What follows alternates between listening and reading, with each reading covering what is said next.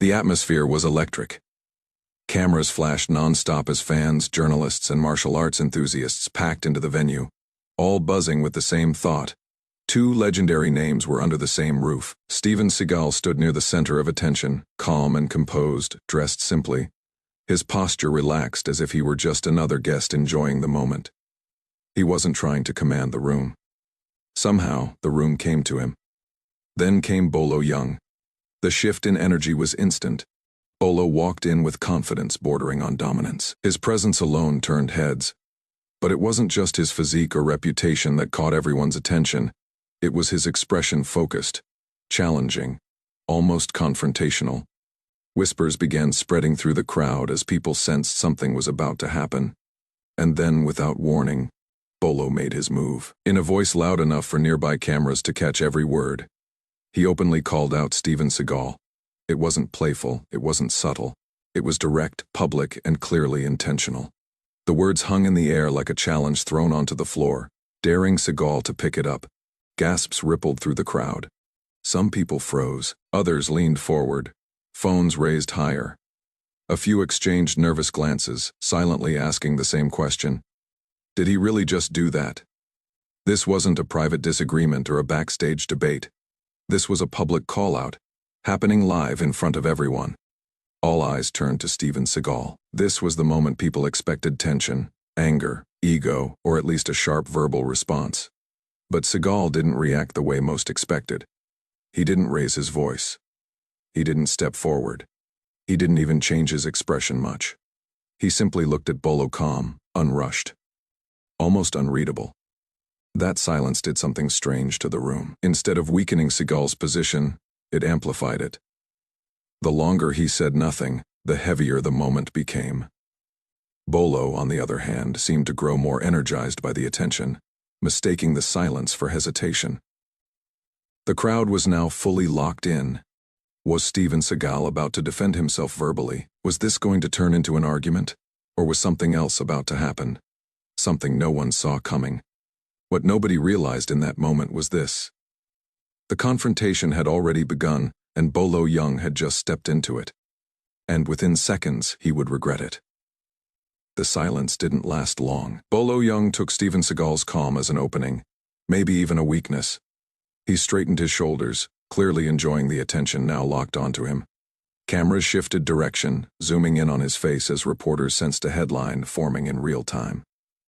This wasn't just two martial artists sharing a stage anymore. This was becoming a moment. Bolo spoke again, louder this time.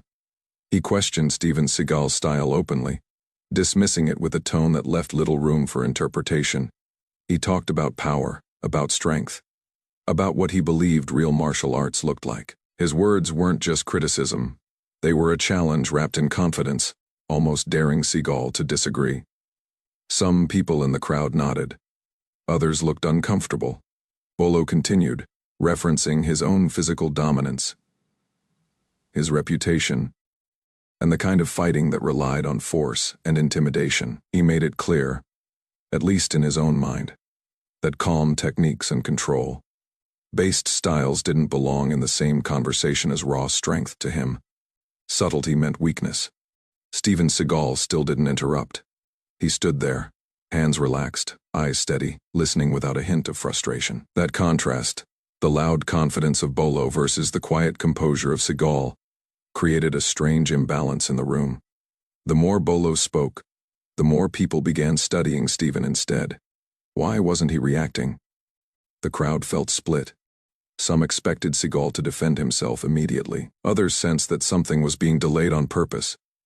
Even the reporters seemed unsure where to point their microphones. Bolo was talking, but Steven was controlling the moment without saying a word. Bolo mistook that silence for permission. He pushed further. He mocked the idea of control without power, implying that techniques relying on balance and timing would fail the moment real force entered the picture. His tone grew sharper, more confident, as if each sentence confirmed his belief that he was winning this exchange. But something subtle was happening beneath the surface. The more Bolo spoke, the more his confidence began to sound rehearsed, repetitive, almost defensive. Meanwhile, Steven Seagal's stillness started to feel deliberate. like a fighter waiting for the exact right opening, not rushing, not reacting emotionally. People in the front rows began whispering. Phones were fully raised now. Everyone sensed that this was no longer about words. It felt like the calm before a shift, one of those moments where time slows down, and you realize you're about to witness something that will be replayed again and again. Stephen finally moved, just slightly. Not toward Bolo, not away from him. That tiny movement did more than 1,000 words could have. It was enough to make Bolo pause for half a second. Only half a second. But it mattered. Before we go further, let me ask you something. Where are you watching this from? Which city and which country? Now, think about this honestly. If I were standing in that crowd at this exact moment, I know exactly what I'd be thinking. This guy is talking a lot, but the other one isn't reacting at all. And when someone this calm stays silent under pressure, it usually means one thing. He doesn't need words. I'd probably be leaning forward, phone in my hand, thinking, yeah, something's about to happen, and it's not going to be loud. Now you tell me. If you were there, what would you be thinking? Back in the room, the tension had reached a strange level. Bolo seemed to sense the shift too. His confidence didn't disappear, but it hardened. He doubled down, repeating his point with even more emphasis, as if volume could replace certainty. He wanted a reaction. Any reaction, but Seagal gave him none. Instead, Stephen looked at him. Not challengingly, not dismissively, but with the kind of calm focus that suggested he was measuring distance, timing, and intent. The kind of look that made experienced fighters uneasy, even if they couldn't explain why. The crowd noticed it. This was no longer a verbal exchange. It was psychological. Every second Stephen remained silent, the pressure quietly transferred. What started as Bolo calling someone out was slowly turning into Bolo having to prove something, while Stephen stood there with nothing to prove at all. And that was the moment when people began to realize something important. Bolo Yeung thought he was controlling the situation, but without throwing a single word back, Seagal had already begun changing everything. The room felt heavier now, as if the air itself had thickened. What began as a loud public call out was slowly turning into something far more uncomfortable for the man who started it. Bolo Yeung stood firm, arms tense at his sides, eyes fixed on Seagal, waiting for the response he believed would come. He expected anger, a verbal counterattack, something. Instead, he got silence. Seagal remained still, his expression calm, almost neutral, yet fully alert. He wasn't avoiding the moment, he was owning it. The kind of ownership that doesn't announce itself. The kind that makes people uneasy without ever raising its voice. Cameras zoomed in on Stephen's face, searching for any sign of irritation. There was none. No clenched jaw, no flaring nostrils, just quiet focus. That calmness began to shift the mood in the room. The crowd, which had been buzzing moments earlier, slowly fell into a hush. Even the background noise faded. As if everyone sensed that words were no longer the main event, Bolo tried to read him. He took a small step forward, not aggressive, but deliberate. Testing the space, testing the reaction. Still nothing. Stephen didn't move back.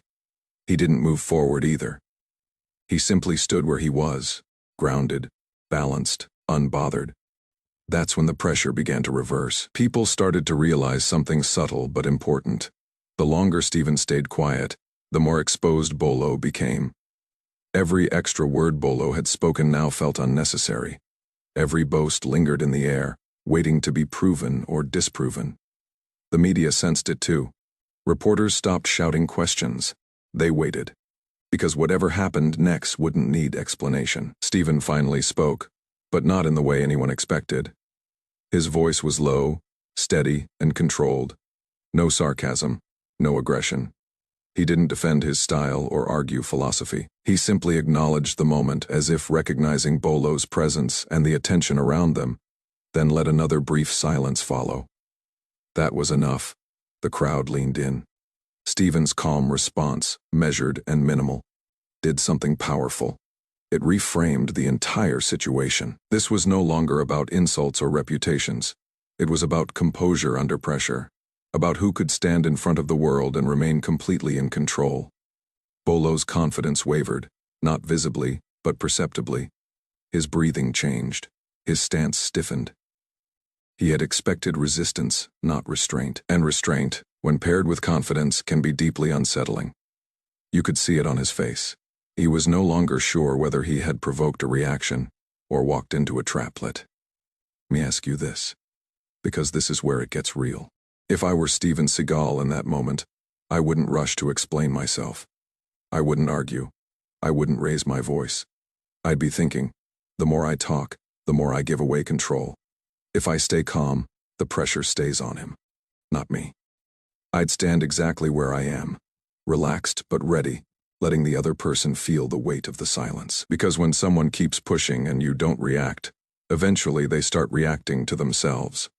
Now you tell me, if you were in Steven's place, what would you do? Back in the room, the shift was undeniable. Bolo spoke again, but this time his words landed differently. They no longer felt dominant. They felt forced. Like someone trying to regain momentum that was slipping away. The crowd sensed it too. Murmurs returned, quieter now, more curious than entertained.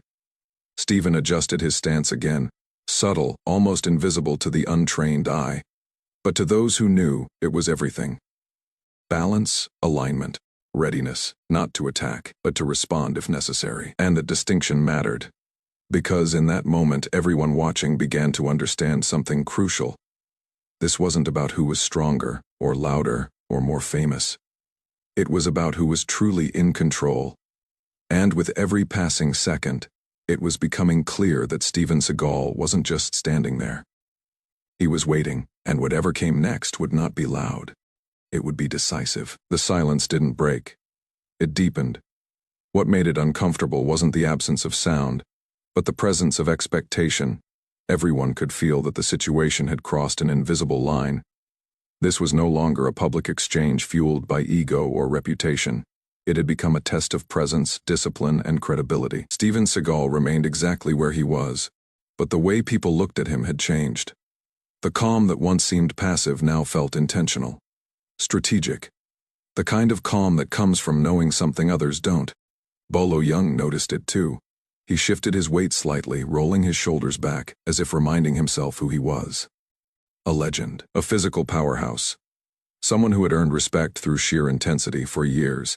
Intimidation had worked for him, sometimes without a single word. But this time, intimidation wasn't landing. Because Steven wasn't intimidated. A few people in the crowd exchanged glances, some leaned toward each other, whispering. Others focused entirely on Steven's posture, how relaxed his hands were, how evenly he was breathing. To trained eyes, it was unmistakable. This wasn't hesitation. This was composure, under control. One of the event coordinators stepped closer, sensing the tension might escalate. Security hovered at the edges, unsure whether to intervene or stay back. Nobody wanted to be the one who misread the moment. Steven finally spoke again. But once more, it wasn't loud. It wasn't confrontational. He didn't challenge Bolo directly. Instead, he addressed the situation, respectfully, firmly, and without a hint of insecurity. His words carried weight because they weren't defensive. They were grounded. He spoke about respect between martial artists, about discipline over display, about how real skill doesn't need public validation. The effect was immediate. The crowd wasn't reacting the way Bolo had expected. There were no cheers for aggression, no applause for calling someone out. Instead, there was something quieter, but far more powerful attention. Bolo's expression tightened. This wasn't supposed to happen like this. He had expected Steven to either lash out verbally or back down. Either outcome would have fed the narrative Bolo wanted. But Steven had done neither. By staying calm and framing the moment around respect and restraint, he had taken control of the story. And now Bolo was standing in it. A few people nodded subtly as Steven spoke. Others lifted their phones higher, not to capture drama, but to capture something rare. Self-control under pressure. In a world obsessed with loud moments, this one stood out precisely because it wasn't loud at all. Bolo responded again, but this time his words felt different. Shorter, sharper, less confident. The imbalance was becoming obvious. Every attempt to reassert dominance only highlighted how little effect it was having. Stephen listened without interruption. That alone was disarming. He didn't roll his eyes. He didn't smirk. He didn't show superiority. He gave Bolo his full attention, as if the moment deserved dignity even if the approach hadn't. That's when the realization spread through the crowd. Stephen wasn't trying to win an argument. He was letting Bolo reveal himself. The contrast between them grew clearer with each second. One man pushing, pressing, asserting. The other centered, controlled, and unmoved. And in that contrast, the crowd began to decide, silently, where their respect lay. Even Bolo seemed to feel it. He paused mid-sentence once, just briefly, as if searching for the right words. That pause said more than anything else. It was the first visible crack. Not fear, but uncertainty. Stephen noticed. He adjusted his stance again. Subtle and precise, maintaining balance without stepping forward. It wasn't a threat. It was a statement. I'm here, I'm present, and I'm not going anywhere. The energy in the space shifted decisively. This was no longer a confrontation fueled by insults. It was a demonstration of patience, of confidence, of restraint, and the audience, whether they realized it or not, was witnessing something far more compelling than a public argument. They were watching a power shift. And the most striking part, Seagal hadn't raised his voice once. Yet somehow, he was the one everyone was listening to. Because when noise fades, presence speaks, and Stephen's presence was now impossible to ignore. By now, the tension had become almost tangible. You could feel it in the way people stood a little straighter, in how conversations around the venue had completely stopped. All eyes were fixed on the space between Seagal and Bolo Yeung, a space that felt charged, even though neither man had crossed it. This was the moment everyone sensed was coming. Bolo Yeung exhaled sharply and took another step forward, his voice rising just enough to reclaim attention. He spoke with intensity now, questioning not just Stephen's calm but the legitimacy of his style. He hinted that real power came from strength, from visible force, from dominance that could be seen and felt. The implication was clear. Composure was nice, but it wasn't proof. The crowd reacted, some with quiet murmurs, others with uneasy glances. The challenge had shifted from words to meaning. It wasn't just personal anymore. It was philosophical. Stephen listened without interrupting, his expression unchanged. When Bolo finished, Stephen nodded once, not in agreement, but in acknowledgement. That simple gesture caught people off guard. It wasn't dismissive. It wasn't submissive either. It was deliberate. Then Stephen spoke. He didn't lecture, he didn't boast. He simply said that true technique reveals itself in control, not in force. That strength doesn't need to announce itself, and that the best response to aggression is often understanding, not escalation. A few people exchanged looks. Some frowned, others nodded slowly. It was clear not everyone fully understood what he meant yet, so Stephen decided to show them. He turned slightly toward one of the event staff members who had stepped closer earlier, asking, calmly and respectfully, if he could demonstrate something quickly. There was hesitation, a brief exchange of glances, and then a cautious nod. The room leaned forward, as one. Stephen didn't choose someone small or unsteady. He chose a solid, confident adult, someone who looked balanced and strong. That choice mattered. He positioned himself carefully, explaining in a few words that the demonstration would be controlled and harmless. There was no showmanship, no dramatic setup, just quiet preparation.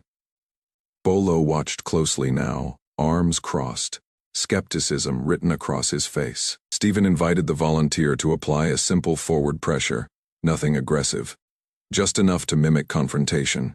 When the pressure came, Stephen moved. It was subtle, so subtle that some people almost missed it. A slight shift of the hips, a gentle redirection of force. One controlled movement that used balance rather than strength. In less than a second, the volunteer found himself off. Center guided safely to the side, standing but clearly surprised. The room froze. There was no slam, no strike, no display of raw power. And yet the result was undeniable. The volunteer laughed nervously, shaking his head in disbelief, confirming aloud that it felt effortless. but completely effective. Stephen released him immediately and stepped back, hands open, posture relaxed. The silence that followed was different from before. This wasn't awkward silence. This was recognition. Bolo's expression changed. Not dramatically, but enough. His eyes narrowed, not in anger, but in recalculation. What he had just witnessed didn't align with his expectations. It challenged them. The crowd reacted slowly at first, then with a low wave of murmurs that grew into applause. Not wild cheers, but respectful acknowledgement. The kind that comes when people realize they've seen something authentic. Stephen didn't bow. He didn't smile. He simply nodded again and returned to his original position. That was the moment everything shifted, because now the conversation wasn't theoretical. It was no longer about opinions or reputations. A point had been made, quietly, clearly, and without humiliation. Bolo stepped back half a pace. It was small, but it mattered. He spoke again, but this time his tone was different. Less confrontational, more measured. The certainty that had fueled his public call out was gone, replaced by something closer to respect. Reluctant, perhaps, but real. Stephen listened, just as he had before. If I were standing there as Steven Seagal, after that demonstration, I wouldn't push further. I wouldn't embarrass anyone. I wouldn't turn it into a spectacle. I'd be thinking, the point has already been made. If I keep going, I lose the dignity of the moment. I'd step back, stay calm, and let everyone draw their own conclusions. Now, it's your turn. If you were in Stephen's place right after that demonstration, what would you do next? Would you walk away? Would you speak more? Or would you let silence finish the message? Back in the room, Stephen's restraint did more than any aggressive response ever could. The demonstration hadn't humiliated Bolo, but it had humbled the situation. And sometimes, that's far more powerful. Because real mastery doesn't shout. It shows, and then steps aside. The atmosphere after the demonstration was unmistakably different. What once felt like confrontation now felt like reflection. People weren't whispering anymore. They were thinking, replaying what they had just seen in their minds, trying to understand how something so subtle could have such a decisive effect. Bolo Yeung stood quieter now. He hadn't been embarrassed publicly, but something more impactful had happened. His certainty had been shaken, not destroyed, just cracked enough to let doubt in, and for someone known for physical dominance and confidence, doubt was unfamiliar territory. Steven Seagal, meanwhile, looked exactly the same as he had before, calm, grounded, unchanged. That contrast spoke louder than anything else. A senior event organizer stepped in gently, attempting to restore order, thanking both men and suggesting they move along to avoid further tension. It was a polite way of giving everyone an exit. Most public confrontations end right there, awkwardly, unresolved, drifting into rumor. But this one wasn't finished yet. Bolo cleared his throat and spoke again. His tone wasn't aggressive now. It wasn't mocking either. It was guarded, measured. He acknowledged the demonstration but questioned whether such controlled techniques would work in a real, unpredictable confrontation. It was a final attempt to reclaim ground, logical, not emotional. The crowd leaned in again. Stephen didn't rush to respond. He took a slow breath, then answered calmly, explaining that real conflict isn't about domination. It's about survival, control, and awareness. He said that techniques refined for control are often the most effective when chaos appears, precisely because they don't rely on brute force. There was no arrogance in his voice, just clarity. Bolo listened carefully this time. He didn't interrupt. When Stephen finished, Bolo nodded once. It wasn't dramatic. It wasn't a surrender. But it was acknowledgement. And that mattered. A few people in the audience began to clap, hesitantly at first, then more confidently. Not because someone had won, but because the moment had evolved into something more mature than spectacle. Then something unexpected happened. One of the security officials, who had been observing closely, quietly confirmed to another staff member that Stephen's explanation aligned with real-world control training used in professional environments. The comment wasn't meant for the crowd, but it spread quickly. That single detail shifted perception again. Now, this wasn't just a personal exchange between two martial artists. It had credibility beyond reputation. Beyond fame. Bolo exhaled slowly and stepped back another pace. He spoke again, this time with honesty, rather than challenge. He admitted that while his path had always focused on strength and power, what he had seen forced him to reconsider certain assumptions. It wasn't a full concession, but it was respect. The crowd felt it. Phones that had been recording non-stop now lowered slightly. The hunger for drama was replaced by appreciation for authenticity. This was no longer a viral argument. It was a rare moment of real-time perspective shift. Stephen responded with the same humility he'd shown from the start. He acknowledged Bolo's legacy, his discipline, his contribution to martial arts culture. He emphasized that different paths can coexist, and that learning never truly stops. That line lingered, because it wasn't about winning anymore. It was about growth. Let me stop you right here and ask something deeper. If I were Steven Seagal at this exact moment, after proving my point, after the tension cooled, I wouldn't press for validation. I wouldn't try to finish the other person. I'd think, this isn't about me looking strong. It's about leaving the moment stronger than it started. I'd show respect, even to someone who challenged me publicly, because that's what real confidence looks like. Now imagine you were standing there. If you were in Steven's place, after the tables turned, what would you do to end this moment the right way? Would you forgive? Would you educate? Or would you simply walk away? As the moment wound down, it became clear who had truly changed the direction of the encounter. Steven hadn't overpowered anyone. He hadn't embarrassed anyone. He hadn't even raised his voice. Yet the narrative had flipped completely. Bolo Yeung arrived expecting to call someone out. He left having been challenged, not physically but intellectually and philosophically. And the crowd witnessed something rare in public life, a confrontation that ended not with humiliation but with understanding. As both men finally stepped away, the applause that followed wasn't loud or explosive. It was steady, respectful, earned. And by the time the crowd dispersed, one truth was undeniable. Steven Seagal hadn't just defended himself. He had redefined the moment. And what came next, once this story reached the world, would be even bigger than the encounter itself. What happened that day didn't end at the venue doors. Within hours, clips of the encounter began circulating online. At first, they appeared as short, shaky videos, captured from different angles, uploaded with incomplete context and dramatic captions. But even in fragments, the message was clear: something unusual had happened, and people wanted to understand it. By the next morning, the story had spread far beyond the event itself. Social media platforms lit up with discussions, breakdowns, and reactions. Some viewers focused on the confrontation, others focused on the demonstration. But the majority kept returning to the same theme: composure. The way Steven Seagal handled public pressure without aggression became the most replayed part of the story. Comment sections filled rapidly. People praised the restraint, the patience, the refusal to escalate.